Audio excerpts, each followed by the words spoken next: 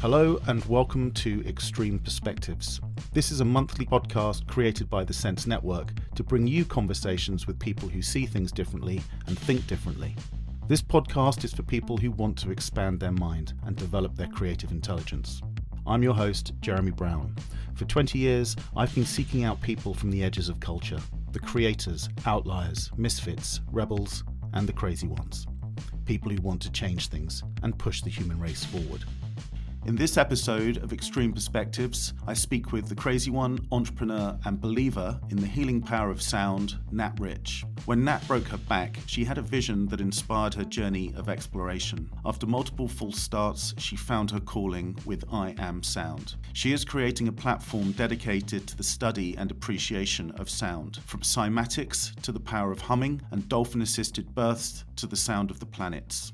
Tune in and listen to what resonates for you. Good morning, Nat. Good morning. How are you? I'm very well. Where are you joining us from today? I am in sunny/windy Ibiza today. Winter season. Indeed. It's not the it's the best time on the island, really, the winter. It's great. Well, I'm really pleased you could join us this morning. And as I'm sure you know, I always start with the very first question. I get straight in there. And by way of introduction, would you describe yourself as an outlier, a misfit, a rebel, or a crazy one? Well, so I'm kind of not detached from society, so I'm not really an outlier. I'm not kind of into rebellions, really, because I think they could be quite problematic. So I'm definitely not a rebel, and I fit in pretty much anywhere. So I'm not a misfit. So it's going to have to go for the crazy one, which I'm quite happy to take that title. I'll be a crazy one for today. Excellent. And I think you might have been the first person that self-identified as a crazy one, so congratulations. Really? Yeah, am I the Mad Hatter? I mean, it's 11:11 right now as well, so it's in Ibiza, so it's the spiritual Mad Hatter from the island of Ibiza. I'll take it. It's clearly meant to be. Excellent. It's great that we're getting to talk this morning. I'd love to hear a little bit more about you and your creative journey and what you're up to right now. So how did you start out on this journey? What's leading you to do what you're doing today? I actually had a bit of a vision. So this might call me a crazy one, but I had a vision in 2012 that I needed to have a TV show. And back then the idea was too big and my ego was too flared up to make it happen. And I was currently being trolled on YouTube. So I thought, oh my God, more of this is just not the way. So I parked my vision, which was very bizarre. And then I kind of came back to it in 2019. I've been a kind of entrepreneur for a long time, back and forth, trying to build companies that failed. So I've learned from all my mistakes. But I broke my back and unfortunately, and I was in bed. And I had just had this idea wave back over me that was like, you only should be doing the things you absolutely love.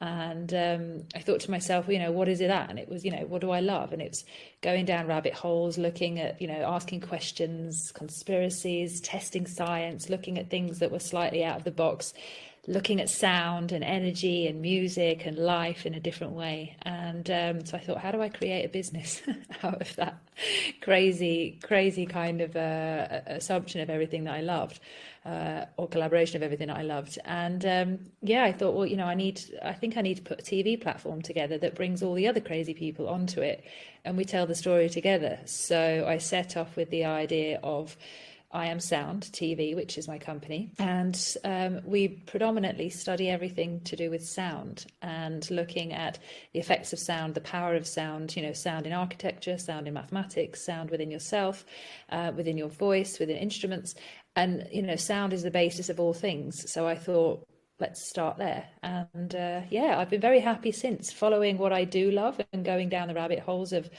all the eccentric, philosophies and the ways of looking at life. It keeps me stimulated. So I think it's from the point of wonder and imagination. There's a saying called mundus imaginalis, which is basically where the mind meets the imagination. And I like to sit on that little ledge between the mind and the imagination and test things out. So I think it's the curiosity that gets me where I am. It's clearly why we're speaking, because one of the things that we hold very dear as well is the whole idea of mind expansion and helping people to see things differently and think differently.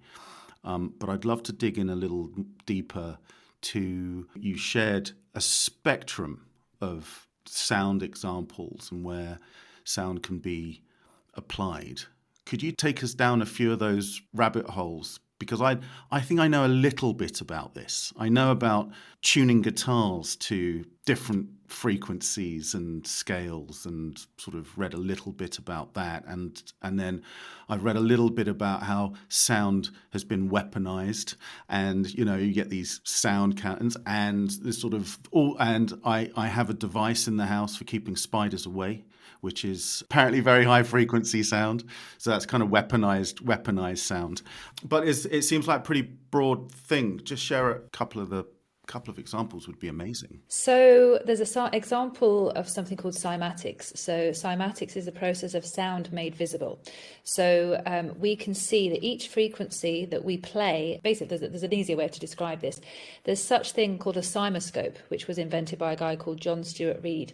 And it's a device where you can put sand onto a flat plate, and you can play a frequency, a sound of some kind through the plate, and all the sand will actually start to form a specific shape, and it's a cymatic shape that the sand will actually form into. You can do the same with any kind of liquid substance. You can do it with water, and you'll start to see a ripple effect. But it's usually in the shape of sacred geometry, which is also found throughout nature. If you just type in cymatics, there's an incredible. I think it's Neil Stanford is the guy, if I remember correctly, on YouTube, has an incredible video of the power of sound made visible through the process of cymatics, and it's an absolutely incredible representation of the things that we don't see. We don't really see the vibrations in water, in the way that are there all the time, because we're not really looking at them. But when you play a sound or a frequency through the water, and you end up seeing this incredible pattern that comes out of this sound, it is absolutely mind-blowing to see that there's so much more there that we just don't see with our naked eye until you apply sound to it. So that's one way of looking at sound, is a process of cymatics, and it's a thoroughly interesting rabbit hole to go down. There's a lot of things that you can do with that. But one of the other things as well in relationship to sound is the sound of our voice. So I've worked with Elaine Thompson and Philip Sterling. They're two incredible sound therapists here in the UK, and they actually can read the frequencies within the voice. And so if, for example, you meet someone and they say, "Hi, how are you?" and you're like, "I'm okay," the way that you say "I'm okay" will actually allow them to feel and understand that you're not really okay. Regardless of what you say, they can feel into the vibration. And that in itself is, for a lot of people, it's very interesting for them to be able to, read someone, to be able to feel connected to someone. They can actually do that just through a sound. But with Philip and Elaine, they can go one step further. So they can take a voice print. So you can speak into a microphone. They'll record your voice print, and they can actually show the voice print through a system that they've built. And you can see in that voice print where you may have too much of the note of E, or too much A, or too much F sharp within your voice. And you can actually see it on a chart. It's like a color-coded chart. And then you look and you realize that all the time that we're speaking, it's musical. It's there's a sound coming from our voice, and it has its own specific pattern. But then they connect that visible voice print to your health and to how your body is responding to things. And you can actually tell just from the voice if someone has cancer, if someone has problems with their diet, if someone has emotional problems with their mum. It's all related to the time you were born, the astrology that you have, and then also the voice print. And you put all those three things together, you can read someone's blueprint essentially of their entire health system just based on their voice. So because we're made of sound, the way that we would then apply a healing process to that is we would find the frequencies that the voice is missing, because we can tell when we look at the chart, and whatever's missing, we use those frequencies and we play them back to the client through a process of whether it's with their headphones or a sound bed, and we actually bring their body back into harmony. We can bring it back into emotional balance through the power of sound. So it's discovering what's missing and replacing with the correct frequency. And each one of us has a frequency that we were born in. It's when the sun is in a particular place within the sky. You can figure out the mathematic code of the time of your birth, and you can figure out, a frequency that you resonate with. So for me, for example, mine was born in the note of D, which is the color orange, and my frequency is 17.766, which is actually the same frequency as psilocybin mushrooms. So each one of us has a relationship to a substance within our nature that we'll like. Maybe there's an emerald stone or a piece of copper, but if your frequency is vibrating with the copper or the emerald stone, you'll find that you like it more and you become attracted to it. So it's fundamentally seeing the relationship through our voice, how we connect to our environment, and how that can heal us when we study it properly. So they're just two examples of sound that have blown my mind since kind of being on this journey that we go and discover down the rabbit hole of I Am Sound TV. And there's two more things, Jeremy, about sound that blew my mind as well. One of them is, I didn't realize at the time when I first started this, but I used to be convinced that there was such thing as sound waves, because obviously when we see a sound wave on a screen, it's a digital representation of a sound moving like a sound wave. But actually, the study of sound shows that sound doesn't actually come in a wave formation that as we imagine it. It actually comes out so when you hear a sound, it actually comes out in a 360-degree bubble. So sound is a 360-degree bubble that comes out from our ears and spaciously around us. So because our entire body and the environment we live in is vibrational, and if you look at quantum physics, this is a very deep-rooted understanding now that we live in this circular 360 space. So sound, it's obviously, coming out in that form is a very mind-blowing thing for a lot of people who have consistently seen sound waves when they think of music or flowing. So that was one of the things that bent my mind a little bit backwards. And then the fourth and final thing that I will say, which is something that has made me want children, although I haven't really committed to that idea yet. But the idea of having a child is one thing, but the idea of having a dolphin-assisted birth has blown my mind. So this is basically where you can go to Bimini, which is on the other side of the planet. So you can go and Google Bimini. So I think it's in Hawaii, if I remember correctly, not far from there. And in the Bimini Islands, they have a pod of dolphins that are naturally out there in the wild. They're not captive. And there's a woman called Joan Ocean, who's an incredible dolphinologist, if that's the right term. And they have been working with women who can actually give birth to children in the sea, in the water. And what they do is, I think it's the final 3 months of the period of pregnancy. You can go over there and you can spend time swimming with the dolphins. And then when it comes to you actually giving birth, you can do it in the water. And the dolphins use their frequencies and their sounds, and they swim around you and can actually put their frequencies into your stomach as you're actually going through your birth. And they can make it pain-free for the mother and for the child as well. So it's a very beautiful way of working with nature. There's fors and against on it when you look online, but the process, some of the mothers are extremely happy that they had dolphin assisted births, having a very pain-free, almost orgasmic state of birth, which is something that we want to cover. We want to do a documentary around this on I Am Sound TV, because it's just another exploration into how powerful sound can be, even from our natural world. Probably blown your mind. Totally blown my mind. Right? But not in disbelieving, but actually trying to figure out how that would be possible. And it's starting to come together. Well, I mean, I've got a few confessions to make. So I own a number of Tibetan singing bowls.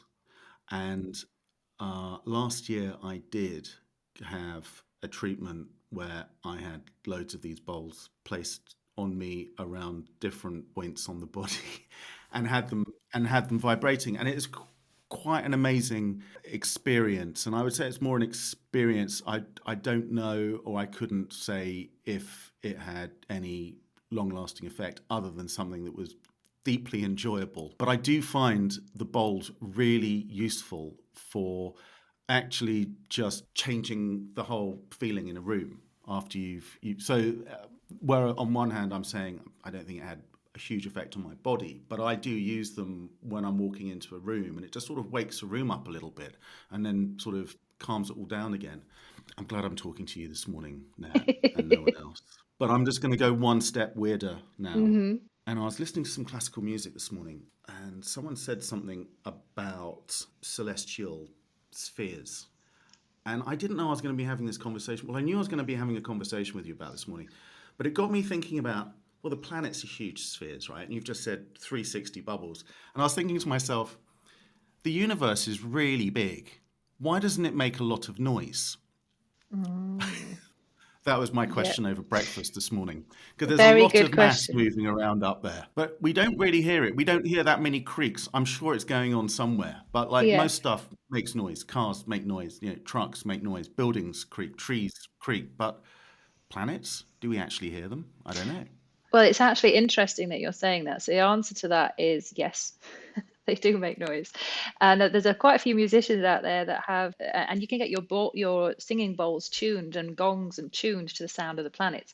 So each planet has its own resonance, and we've been able to discover that over time.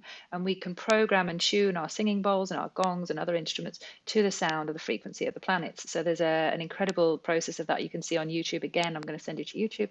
You can type in the sound of the planets, and there's a few artists, I've forgotten the names of the best ones now, but they have created music out of individual planetary sounds. And it's also when you really do look at the planets, a lot of the representations that we see online when we Google Mars or Jupiter, we see these spherical pictures of planets, and these are actually made up. They're not actual pictures, representation of pictures that we think someone has taken and they just put on YouTube.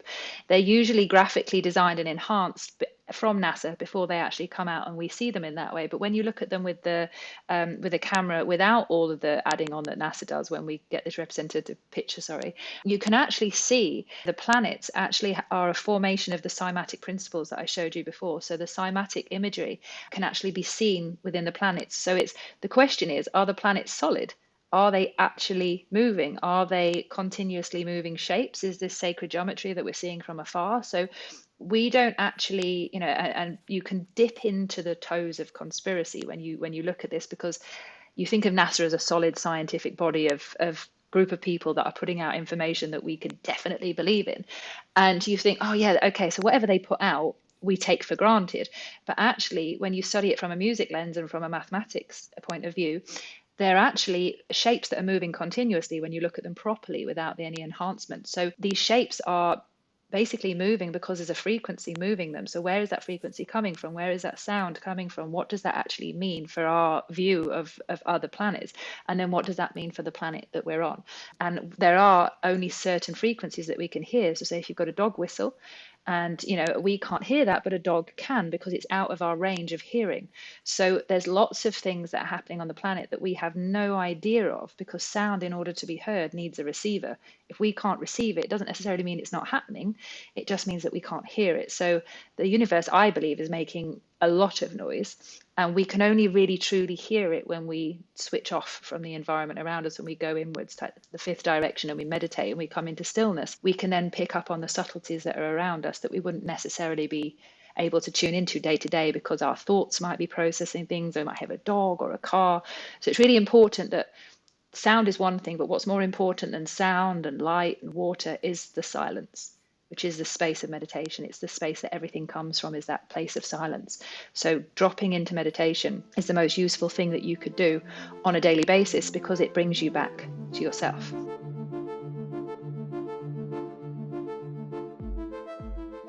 So you talk about meditation. Mm-hmm. I couldn't mention singing bowls, meditation, and sound without getting your point of view on Om. Interesting. So what is is it a specific question, or would you like my point of view on Om? Well, I think point of view might be more useful, because I'm not sure my question would stand up to much scrutiny. But if I was going to ask a question, I'd be asking about, what is it about that sound? Does it have a frequency or purpose? And, is it a better sound than other sounds? You see, very simplistic. So the Om is kind of known as the creation of all sounds. It's this kind of basic one that we come back to in mantra and through meditation. Interestingly, it's spelt differently. If I was to write Om, I would write OM, for example. Initially, that's where I would go. I'm also dyslexic, just to point you out. But a lot of people around the world write Om as in AUM. So they spell it differently and pronounce it differently. So rather than going Om, some people go Om. So they change the Om and they kind of musically add it in a different way. So the slight difference between the two will take you into different spaces within yourself, because they're two different sounds. One is Om and the other one is Om, again, so you can hear it raising. And then the other point is actually there's a really good study done. I can't remember the details, but I do know the guy. He's a good friend of mine, Jonathan Goldman, who's one of the most amazing sound healers in the world. Somebody who you should very much interview because he knows far more than I do. Him and his wife Andy are incredible, and they did the study into the power of the Om, and they realized that they have an incredible book where you can go to any local bookstore or Amazon if you need to get it quick, and it's called The Power of Humming. And they believe that actually the Om is the hum. So something you can all try at home is when, if you have access to a bathtub or a swimming pool or jacuzzi or whatever you're swimming in these days, you can lay back in the water and you can hum to yourself in the water by putting your ears under the water and keeping your head out. And as you're humming, when your ears are under the water, you can start to hear the hum, and the way you start to feel when you're humming is really tuning you into a different space. It's a very unusual space that most of us never really reach. But just by humming, sometimes instead of meditating, can actually completely retune your body into a very still, ecstatic, powerful place. So they did a study into looking at whether the Om was actually spelt, because it's the only way back then to spell the hum. And they have done this incredible book, written all about it, done lots of studies. And there is some link to it being the hum is the actual most important thing you can do with your body, because you're vibrationally taking yourself into a space of peace and calm from the inside. And the more you hum, the calmer you become. And without sounding like a poet, the way that you can feel over a longer period of time, you could do it for like 15 minutes. And I swear to you, the bliss that you can find just from humming. And it's not in humming a tune, you're just going hum for as long as you can, and then not getting out too much out of breath, and then having a little breather, and then starting again. It just becomes this rhythmic cycle of the power of the hum. And it's something that's totally free, totally available to us all. And if you don't mind anyone hearing you, you can do it anywhere. See, I knew there was something in Winnie the Pooh. Winnie the Pooh. Pooh humming. Oh, right. Oh, yeah, of course. I always think of Pooh sticks when I think of Winnie the Pooh, just dropping my sticks over the ridge. That's so good. I've got to admit, I've done that. Like you said, it's just really nice. I didn't realize there was anything in particular about it, but humming, yeah, fantastic. I think more humming. More humming. If we were all humming the same tune, the hummingbird, you think of it, how beautiful it is. If we can hum together, see if you put 4 people in a room, 5 people in a room, and you got them to hum together. What you spoke of before, when you go into a room and you do the sound bowls in the room, and what you're doing is you're changing the energy in the room, because you're changing the frequency, and the energy, and you're bringing it into the sound of the sound bowl rather than into the sound of the rest of the objects in the room. So you're focusing that energy and that vibrational effect to the tone of the sound bowl. And you can do the same when you're in a small group, or even between 2 of you. You'll start to realize the energy in the room shifts, because the dominant tone is one that's consistent and that's powerful, and that can come from 2 people. And you can change the environment of a room just from humming together. Imagine if you did that en masse, what we could do to the planet, what we could do to people around us, just by humming. You don't even have to sing. It's just making that vibrational change within changes the environment on the outside. I've now got Marshall McLuhan coming to mind about turn on, tune in, and drop out. The tune in has just brought on a whole new meaning. Yeah. Excellent. So tell me a little bit more about I Am Sound Academy. And clearly the purpose is about sound and raising awareness of the power of sound. But how are you going to interact with people? You said you've got the TV, but sort of how can people interact, and kind of what sort of journey are you taking people on? Yeah. So the name I Am Sound was very specific. So I am brings you into the present moment. So not I will do this, or I'm going to, or whatever it is, I am. So we're bringing people back into the present moment. And then sound is understanding that you're fundamentally made of sound and also light. But sound is the easiest way for us to understand the process of manifestation, to understand how our energy connects to all things. So when you really teach the power of sound, not necessarily music, but you teach the power and the understanding of sound, it allows people to open up their mind, to expand their minds, and in order to be able to take on new information that can help us. So I've created something called the SELF method, which spells sound, energy, light, and freedom, spelling self. And once you understand sound, first. You then realize that you're made of sound, your vibrational effect of things around you, your relationship to everything, the power of it scientifically on a quantum level, on an emotional level. You then can understand the power of energy and what energy really is, and how your sound and your vibration in a conversation can, and your energy can take someone into a certain space. So you realize the effect you have on other people with your mood, with your words, with your presence. So you take responsibility because you understand what you're made of. You then take responsibility because you go into an area of energy where you realize that you have a personal responsibility for the environment around you. So it leads you back to this space of wholeness. And then you understand, once you start realizing your relationship to energy and how you speak and what you're putting in your body, and the energy of the food that you consume and the alcohol and the drugs and anything else, you start to realize that those things are going to distort the environment in a sound perspective. So you start to drop them out of your diet and you drop them out of your lifestyle to become lighter, which is the process of light. So you go from sound to energy to light. And then from that point, because you understand what you're made of, where you're at, and how you can become a stronger, more powerful being, therein lies your freedom. And your freedom only comes when you can emotionally sit with yourself and not run away from anything. So freedom isn't found in a passport or a journey or another person. It's having the freedom to be with everything that comes up internally. So for me, it was about learning this journey myself, going on this journey and realizing that if we could only understand sound in this order and our relationship to it through music and scientific, information and mind-blowing quantum conversations, we can all start relating to each other in a different way. So I thought the best way to do that was through musical events and creating that community, and then also going on a rabbit hole in a fun and easy way with our television platform of teaching people about the things like I've been discussing today. So it's actually taking people into a space of joy as they learn to co-create something of fun in the in the future. Because at the minute, where I think from is that if we want to create a better future for everyone involved, the only place that we can do that from is from a place of fun in the present moment, because we're programming our future from today. So if we're not fundamentally happy now and we're coming from lack or a distorted environment, that's what we're programming for our future vibrationally. So how do we educate with fun? It's through music. Everyone loves a dance, a track, or some form of emotional movement through music. And then also people love learning new things that expand the mind because it opens you up. So the whole process of the platform is that we have the TV platform, and then we have the in real life events. And our in real life events are no social media and no phones. So we take people into the silence and we create our events from a real place where you actually have to intimately speak to the people that are at the event. So we really have made this space of silence to be able to educate. And the best place I know to do that happens to be in Ibiza, because this is my kind of lowest hanging fruit. I've got a very big network here. But the island's designed for dance and music, and not just of a rave kind, not just because it's hedonistic and you're getting lost, but there's actually a north side to the island that's very deep and very powerful and transformative. And I just thought, why not co-create a future that I want to live in from a place that I love living on with people that I love in a way that I love. So I've calculated my entire life to be able to build this from a space of joy and happiness. So hopefully that's what gets put out. So that's the process of me building I Am Sound TV. And that's why I'm just living on this beautiful Mediterranean island.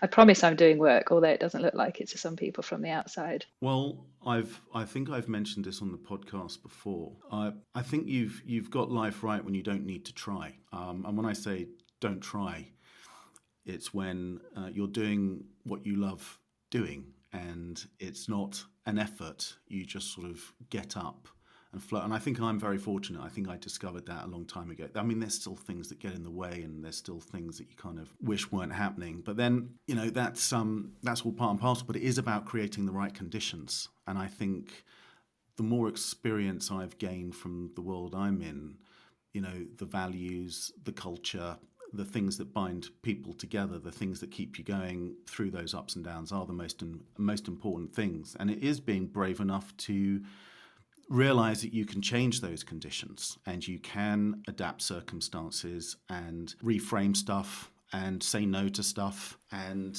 usually good stuff comes out of that. I think it's rare that things get worse through making a positive step forward, even if it's a very small thing that you can do every day. Ultimately, it can make a very big difference. And I sort of agree with everything that you've said so far about, what you need to cut out and what you need to focus on and who you need to surround yourself with as well. I love that. It's really interesting that you say that. It's so there's a slightly different perspective, but I used to, when I first started my kind of, let's call it my spiritual path, and quoting that, that's what everyone calls it. When I started on my personal development journey, I was looking at my distorted environment and being like, oh my God, these people aren't good for me. And there was, in that kind of realization, there was also a part of my ego that inflated, that I thought I was better than them because I wanted to make different decisions. So I went through this whole process and awkward time where I was releasing people from my life that I didn't feel had any worthiness or had any kind of real need, or would, really taking me on different paths, and still drinking excessively and still taking drugs excessively because I was trying to give up those things at that time. And I went through this incredible process where I got rid of everyone, but then I was incredibly lonely. And the logic of it, of getting rid of people and surrounding myself with only people that I love, made so much sense to me. But now I'm 15 years in, and I realize the process of transformation is not through avoidance, it's actually through compassion. So actually having those people around me and still being able to sit in their environment happy and not affected by them, and still being able to hold the dominant frequency of happiness rather than distortion, actually is a bigger transformation. Because if somebody's cheese grating on your nerve system because you're like, oh God, this person's annoying me, I hate them. If there's a problem there, that's, you can take them out of your environment and you can move away from them, but you're only in, that energy is still within you. So you're only re-inviting them back in, either later or through another version of them with another name and another story. So the true process of transformation is staying present even in the most difficult times with the most difficult people, but not being triggered by them. And that's where the meditation and the extra kind of 3 seconds of awareness that comes from that process allows you to just observe rather than to judge. And now I've realized is that I can be around people that I used to feel very uncomfortable with, because I realize that what's in them is in me, and I'm working on what's in me, not, I can't just erase everything outside of me. So I very much, if someone is grating on my nerves and I'm like, oh God, I now understand the power of an awkward conversation, and bringing someone into what's true is, right now I'm not liking you because these things that you're doing are making me feel this way. Actually having a radical, intimate conversation with someone about how uncomfortable they're making you feel, but not from blame, obviously just from observation, actually helps them transform at the same time, because they might not be aware of what they're doing. Sometimes we're just like, I just don't like that person in the room, it's just a thing. But if we can go into that and lean into our awkwardness, and we have the right language to communicate how we really feel, you can actually transform that, which means that you're clearing up the environment around you rather than moving away from it and leaving it for someone else to get. Makes total sense. And it's something that I've realized over time as well. If there's something that I might have an instinctive reaction to that I don't like, precisely what you're saying, rather than walk away, I kind of lean into it. I go, well, what is it about this thing that has made me, and I'll go and learn more about it. Or I might even sign up for it. So I had this and to that extent of kind of making myself go and do things that I might have dismissed for years or thought was just awful, or just kind of like, I can't believe people do that. I go, all right, use it and go and learn more, go and find out what it is. Because often, I mean, you will have heard this before, often things we don't like in other people are actually things that we do ourselves. And it's kind of, when you get to that point of realizing that, you can be a lot more forgiving, because you can go, I'm so guilty of that too. But it is, as you said, it's that self-awareness of the things that annoy you. Yeah, exactly. All the things that you need as well. So very short example of this. And I will hold my hand up and I will be radically honest. It's part of who I am, is that I will own my stuff. And for a long time, I'm a tall girl. I'm like 5'10.5". So for me, getting a boyfriend, I've always been like, I want a tall one. They have to be tall. And I used to have this long list of what I wanted in a guy. And always tall was at the top. And I dated guys that were like 6'7" and stuff. And I was just like, yes, this is what I want. But they never quite worked out in the right way. However, I would never, ever, ever date a guy that was shorter than me. And I had this judgment on it because I didn't like how it looked in other people and blah, blah, blah, blah. So then very recently, a friend of mine introduced me to someone, and I found myself really opening up and responding through my body, and I was very much like happy with this guy around me, but he was shorter than me. And my mind was going, absolutely not. No way. No, no, no, no, no, no. This is not going to work for you. You're going to be judged. And I was going through this whole scenario. but my body was saying a hell yes. So I was on my way driving home from the dinner, and I had to pull over the car because my mind was giving me hell. My body was saying yes, and I was like, I can't drive like this. So I pulled into the bus stop and I sat there and I calmed myself and I was humming and I was like, calm myself down. And I drove off, and then he reached out and we said we'd end up going for dinner. And I was thinking, oh God, I've got to do this. Really got to do this. I've got to date this short guy. Oh my God. So I go out on a date and I said to him, so how tall are you? Before I had a chance to say, are you? He went, short, deal with it. And I was just like, oh, okay. And I just laughed and we made a joke out of it. And actually, I had an incredible evening and I still very much enjoy his company. And what I realized is my judgment of a tall guy to a short guy was so severe. I'd stopped myself from intimately connecting with people, even if it's going to be nothing.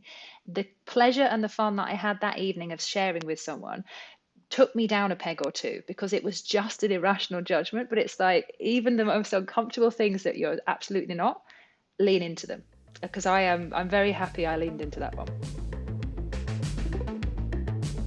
I've got to share with you one of our values, or one of our principles. It sits under our values. So our 4 values are be human, be creative, collaborate, and be hungry. But under collaborate is be open to everyone and everything. Because I'm going to just slightly switch the conversation up and pick up on something you mentioned earlier about not having any social, well, YouTube, but no Instagram, no Twitter. Is that right? Yeah, no Instagram, Twitter, Facebook, Snapchat, or anything else that comes with chat or cat pictures or stuff. I think that is one of the most intriguing things about what you're up to, because I'm not a huge fan either, remarkably, for someone that's involved with a network and everything that goes with that. We just assume that you need to be all over this. But it is about identity and image and what we're bombarded with. And it creates these ideals. And I know this is well spoken about elsewhere, but it is about breaking out of that stuff and being able to sort of question or being aware of stuff that might be actually stopping you from opening up whole new profound experiences that you would just shut yourself off to. But that's why I wanted to share the principle about being open to everyone and everything, because it's a very, very easy thing to forget. And even though I divided the world into radiators and drains early, you definitely want to be around radiators and not drains when it comes to energy. Exactly. But I also talk about sponges and stones. And there are some people who are stones, right? They've kind of decided they're not taking anything more on board. They're not going to absorb anything else. It's like, yeah, this is me, I'm done. But there are the sponges. And those are the people. I'm so fortunate to be surrounded by people who are just, when I talk about mind expansion, they want to have their worldview challenged. They want to, not in an aggressive way, just a little curious thing every day. It's like, walk into that bar that you've never walked into before. Go in that shop that you've seen out the corner of your eye loads of times and wondered why you've never gone in. Go in. Walk down that street that you've seen that you've never walked down because it's not really the most efficient route. Take that route. Look at the rooftops. Something I do every day. Never use my phone in the street. It's about sort of looking around you or never being on the phone. It's just like when I walk around, I'm like, man, come on. It's like there's so much stuff that's massively energizing that I think gets missed out on. We miss so much as well when we're on our phones. And this is, for me, social media worked for me for a long time. It worked in many ways, but then really when I gave it up, I realized that I was scrolling, I was comparing, I was in this judgment space, but I wasn't feeling great. And I thought, I need to get rid of the things that don't feel great for me in terms of that I can handle, the drink, the drugs, the alcohol, everything. And I thought, if I get rid of social media, let's just see how it goes. And I got rid of it and I earned more money, had more press, had more exciting conversations, more intimate conversations, and way more time for myself. And I didn't have to go through a distorted environment, which largely is social media. In order to create that, I was doing it outside of it. And then I started to think, the world, we're forced to believe that we need this social media. And actually, the entire world, even the world that social media came from, was built through natural networking. It was built without social media. So the concept of what I'm doing is not radically different in the sense that the whole world happened to be built that way. It's just that we've forgotten.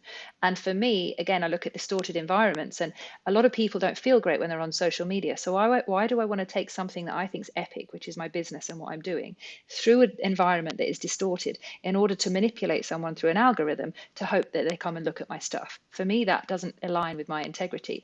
However, and that's my integrity. I'm not judging anyone else that does it. But for me, my network and my personal connections that I have around, people always say, oh, it's your network. I know everyone personally and You I did enjoy just their say time. network, not network, didn't you? I did, I yeah. did. This is what everyone calls it, network, yeah. So I have my own network, and it's people that I actually know that I want to spend time with and do business with. And I don't have a globalization project, so I'm not trying to get everyone in the world to know about everything that I'm doing. My ability is, if I'm having a great day with the people who are around me now, it's a great day. My future of changing the world isn't there. I need to change myself and my environment. I'm not in the world. I'm not in Timbuktu. I'm not in Paris today. I don't care what happens in Paris today. I care what happens here today. And if we all looked after our own back garden and our own part, and we stopped needing to be seen everywhere from everyone around the world, that in itself, it's not ideal for a business that wants to grow quickly. If you grow organically, it's a little bit better. But for me, it's more authentic. It's more aligned with what I want. And it brings me greater quality of life rather than a manipulation of an algorithm to people I don't know and will never meet. That sends my ego into a place where I think, oh, why do they not like me? Why haven't they liked? It's unnecessary. So I'm trying to keep it simple. And, really, it took me ages to think, oh, we're going to have a YouTube channel. But YouTube is just a streaming platform. It's not a social media playground. It's just a place to show content. So I've opened my door to that. Again, not shutting doors to anything. But it feels so alien to me to try and convince someone I've never met about something I'm doing, which is what I spent my life trying to do years ago, wanting to be liked and loved. And it's actually like, that doesn't serve me or them. What serves me is keeping it real and small. I'm so pleased you said that, because it's something I've believed for a very long time. And it's a similar aspiration. With the Sense Network, it's always been about quality, not quantity. And word of mouth is the best quality filter you can have. A friend of a friend, or someone who's had a really great experience, whether that is coming to one of our suppers around the world and not really knowing what to expect, because this can be 15 people who have never met each other before coming together. But, they will all be from radically different worlds. So you will meet people from worlds unlike your own, or whether they've collaborated on a project and they've been asked a bunch of questions about things they do every day, like wearing a pair of headphones, and they get to reflect on their relationship with headphones. And they kind of go, I have never realized that was my relationship with a pair of headphones before. It's crazy the role that this object plays in my life, or how it helps me do this, or how it helps me do that. And so for us, that's like, this is great. This is really what it should all be about. But, everything needs to get worse before it gets better. And I think that's what's happened with social media. Maybe it's getting better. I remain hopeful. No, I think TikTok's the worst thing for the planet. It's TikTok. It's like the fact that it's been named TikTok just tells you that it's just taking your time, which is the only thing you can never get back. It's actually called TikTok. And for me, that is the worst manifestation we could have collectively come up with. So I get it, and it gets you, it gets you attention, but I don't want anything to do with it. I think there's better ways to spend our time. And, well, you said it earlier, I think playfulness, creativity, and our world, apply that as innovation as well. But that's what it's all. I think you said fun. Actually, you didn't say play. I'll correct myself there. But it's fun, playfulness. That I think is just so important, and it's a very human thing. It's a very mammal thing, right? It's like. And so tell me how do people engage with I Am Sound Academy? How do they sign up? So we go fully live in October with our app and our in real life events here in Ibiza. But you can go to iamsoundacademy.com, which is our functioning website at the moment, but new one will be iamsound.tv very soon. And yeah, for us, it's about engaging with us. We have a founder membership, so you can sign up for like a Netflix subscription.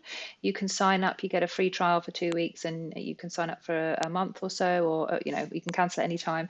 It's £10 a month, not very much at all. Or you can become a real founder member in person, and you can join us here in Ibiza and come to all of our events. And we charge charge a bit like a Soho House subscription. You can co-work at all of our partnering events and spaces. You can use the gyms and the spas and learn about sound and come to sound baths and really enjoy the community by living here and joining us as a full-time member, which is slightly more, it's 369, which are powerful numbers from Nikola Tesla, by the way. But yeah, it's 369 euros. And yeah, oh, sorry, it's 10 euros, not £10 is the subscription price. I keep forgetting that I'm in another country. But yeah, it's a very kind of slow, organic process that we're going through. And we're just having fun in the slow lane. So we're not rushing anywhere. We've got some really epic, cool scientists and musicians to work with, but we're going super slow. That's not a bad thing. Calm for my nervous system is good. Slow is pro. Oh, I like that. Slow is pro. Love it. The final question that I always ask is in relation to the Sense Network and whether or not the Sense Network could be of any assistance for providing perspective or for you to share ideas. You know, we are experimenting with new formats, with sharing ideas and all the rest of it. And I'm thinking it might be really cool to, I mean, if you were up for it, of course, to maybe sort of do a meetup with some members of the Sense Network. And I'm sure they would have loads of questions about this. It's kind of utterly intriguing what you're doing there.